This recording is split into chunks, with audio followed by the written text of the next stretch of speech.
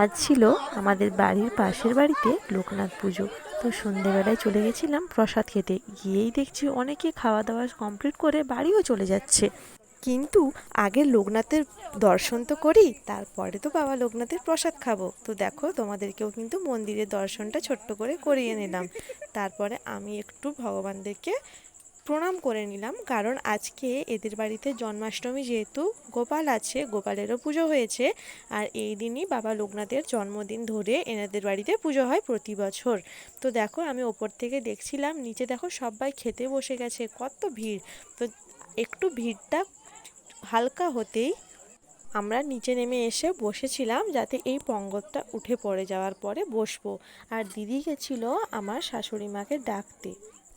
আর দেখো, পাড়ার কাকু, আমার শ্বশুরমশাই সবাই মিলেই কিন্তু খাবার দিচ্ছিল। তারপরে সেই পঙ্গতটা ওঠার পরেই পাড়ার কাকিমাদা আর আমি, দিদির মেয়েরা সবাই কিন্তু খেতে বসে গেছি।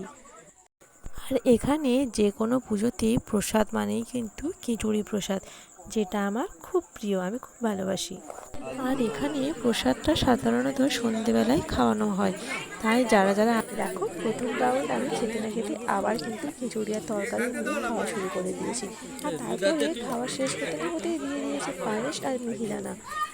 এটাই ছিল আজকে ঠাকুরের প্রসাদ। কিন্তু আমি আস্তে ধীরে সুস্থে পুরো প্রসাদটা কমপ্লিট করে তারপরে কিন্তু উঠেছি। কিন্তু আজকে প্রচণ্ড গরম ছিল। তো যাই হোক, খাওয়া দাওয়া কমপ্লিট, এবার চললাম বাড়ি। আজকের মতো টাটা, সবাইকে শুভরাত্রি।